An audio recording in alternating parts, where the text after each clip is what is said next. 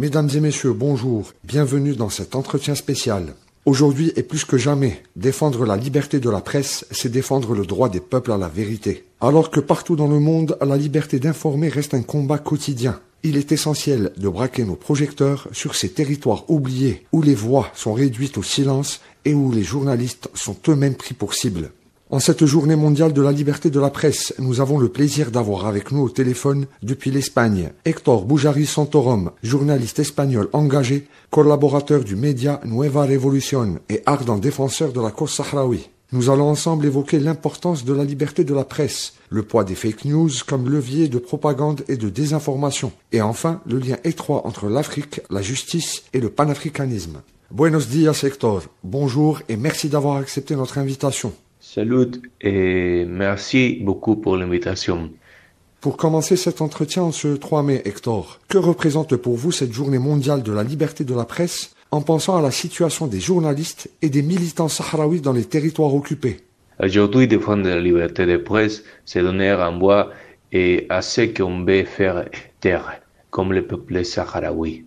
La désinformation est une arme de propagande et le journalisme doit dire la vérité, et même si cela dérange. Avec mon travail, essayer de montrer ces réalités qu'on oublie souvent. Au final, c'est un jour de plus parmi les 365 jours de l'année où, par notre travail, nos revendications, c'est liberté de presse. À chaque publication, à chaque travail que nous réalisons, nous faisons tout notre possible pour lutter pour elle. C'est le meilleur menace au peuple sahraoui depuis le point de vue médiatique.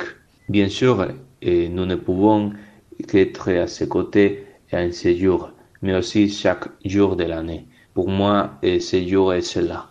Vous dénoncez régulièrement l'expulsion des observateurs étrangers et la censure imposée dans les territoires sahraouis. Pourquoi cette volonté d'étouffer la vérité est-elle, selon vous, l'une des plus grandes menaces contre la liberté d'informer aujourd'hui? La volonté de diffuser l'information répond à une tentative d'imposer un blocus médiatique sur tout ce qui se passe dans les territoires occupés. Ce qui est recherché, c'est de dissimuler les violations des droits de l'homme subies par le peuple sahraoui, telles que la discrimination systématique dans tous les domaines de la société, y compris l'accès au logement au public, où le Maroc exclut constamment les Sahraouis.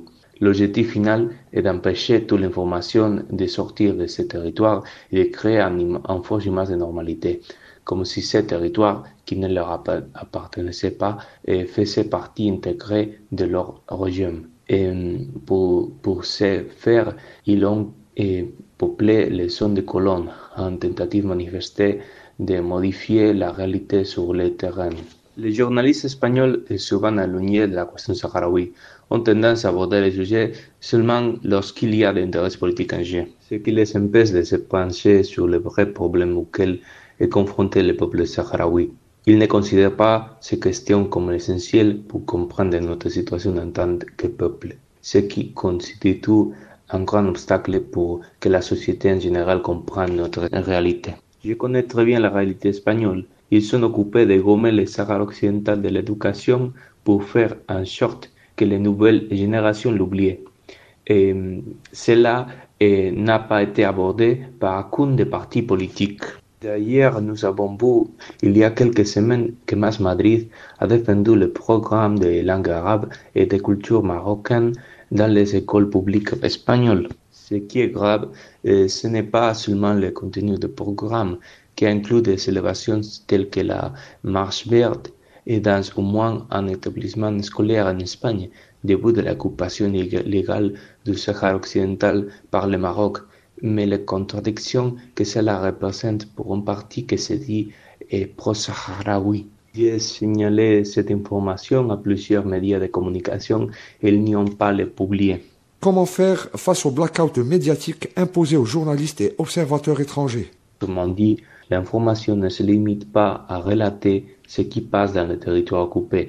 Il s'agit de communiquer honnêtement et sur la cause sahraoui, ce qui est rare en Espagne, car notre presse manque cruellement de courage. Par exemple, dans notre domaine, il y a quelques jours, le côté progressiste du gouvernement, le parti Soumer, a déclaré avoir réussi à annuler un contrat d'armement avec Israël. Mais en attendant, il a accepté le plan de réarmement européen et ont payé 1,44 milliard d'euros à Israël pour différents types de matériel militaire depuis novembre 2023.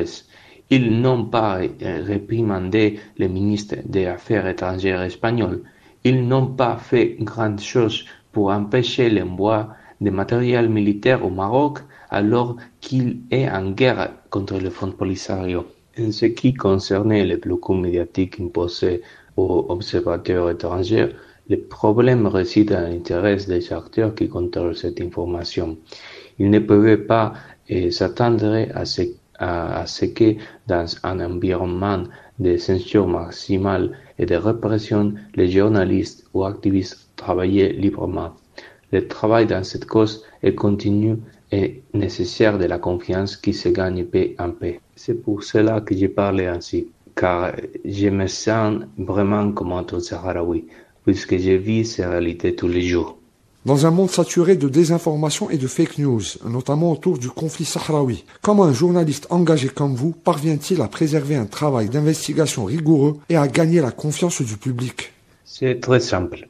Je travaille encore et encore. C'est par le travail et l'étude qu'on gagne des capacités. Il faut aussi éviter d'avoir un esprit fermé. Et chaque fois qu'un Marocain m'écrit pour essayer d'argumenter quelque chose, je vérifie ce qu'il dit. Mais leur occupation est construite sur des mensonges. Et notre travail est plus laborieux parce que nous avons l'histoire de notre côté. Et cela demande de la recherche et de dire les choses telles qu'elles sont. Dans le cas de la propagande marocaine, ils peuvent inventer n'importe quoi. Par exemple, le roi Hassan II est allé jusqu'à dire lors d'une réunion aux États-Unis, et cela est documenté par les Américains, que le Front Polisario était une invention de la gauche espagnole. Ce sont des choses tellement ridicules qu'on a presque honte de devoir les démentir, parce qu'on dirait en blague des enfants. Pensez-vous que la lutte du peuple sahraoui s'inscrit dans un combat plus large pour la souveraineté, l'unité et la dignité des peuples africains, à l'image des idéaux du panafricanisme? Bien sûr que oui. Le peuple sahraoui s'inscrit pleinement dans la lutte pour la libération nationale. Nous devons nous battre pour notre droit à la souveraineté, mais aussi pour résister aux influences occidentales sur notre territoire, c'est-à-dire pour une coopération d'égal à égal. Dans ce sens, je pensais que les Sahara occidentales s'intégraient parfaitement dans cette dynamique.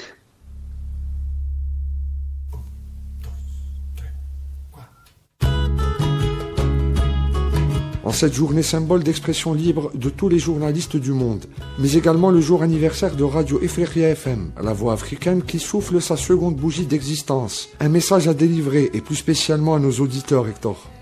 Tout d'abord, je tiens à remercier à votre invitation à ce moment est si important pour votre chaîne. Et ce que je dois dire, c'est que le peuple sahraoui vaincra et obtiendra son indépendance. Je serai non seulement en train de raconter leur lutte, mais aussi de participer à celle-ci, car c'est ainsi que je comprends mon rôle dans cette cause. Merci beaucoup.